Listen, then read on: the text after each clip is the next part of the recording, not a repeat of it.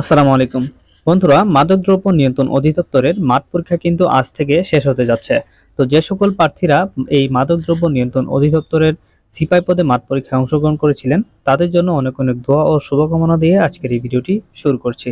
তো আজকের এই ভিডিওতে আমরা জানবো যে এই সিপাই পদের মাঠ পরীক্ষার ফলাফল কবে নাগাদ প্রকাশ হতে পারে এবং যে সকল প্রার্থীরা মাঠ পরীক্ষায় উত্তীর্ণ হবেন তাদের লিখিত পরীক্ষা কখন অনুষ্ঠিত হবে। সো ভিডিওটি কিন্তু অত্যন্ত গুরুত্বপূর্ণ হতে চলেছে। আশা করি ভিডিওটি না টেনে শেষ পর্যন্ত দেখে যাবেন। তার আগে আপনারা যারা এই সিপাই পদে আবেদন করেছেন তাদের জন্য লিখিত পরীক্ষার চূড়ান্ত একটি সাজেশন আমি পিডিএফ আকারে নিয়ে এসেছি।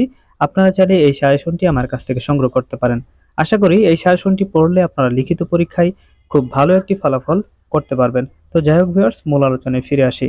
বন্ধুরা, অনেক জল্পনা কল্পনার মধ্য দিয়ে কিন্তু অবশেষে মাদকদ্রব্য নিয়ন্ত্রণ অধিদপ্তরের সিপাই পদের মাঠ পরীক্ষা শেষ হতে যাচ্ছে। তো আপনারা যারা মাঠ পরীক্ষায় অংশগ্রহণ করেছেন তাদের মনে এখন একটাই প্রশ্ন যে আমাদের মাঠ পরীক্ষার ফলাফল কখন প্রকাশ করা হবে। সাধারণত মাঠ পরীক্ষা অনুষ্ঠিত হওয়ার 1 সপ্তাহ থেকে 10 দিনের মধ্যেই কিন্তু মাঠ পরীক্ষার ফলাফলটি দিয়ে দেওয়া হয়। তো এবারও আশা করছি আপনাদের ফলাফল 1 সপ্তাহের মধ্যেই প্রকাশ করা হবে। এখন প্রশ্ন হচ্ছে এই মাঠ পরীক্ষার ফলাফলটা কিভাবে প্রকাশ করা হবে।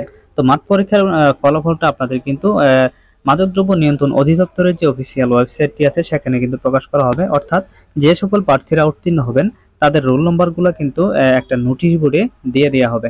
তো আপনারা অবশ্যই নোটিশ বোর্ডে অর্থাৎ মাদকদ্রব্য নিয়ন্ত্রণ অধিদপ্তরের যে অফিসিয়াল ওয়েবটি রয়েছে সেখানে চোখ রাখবেন।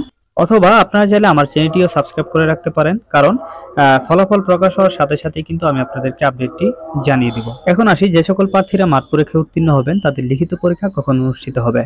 তো ফলাফল প্রকাশ হওয়ার সাধারণত 10 থেকে 15 দিন বা কখনো কখনো 20 দিন পরেও লিখিত পরীক্ষা অনুষ্ঠিত হয়ে থাকে।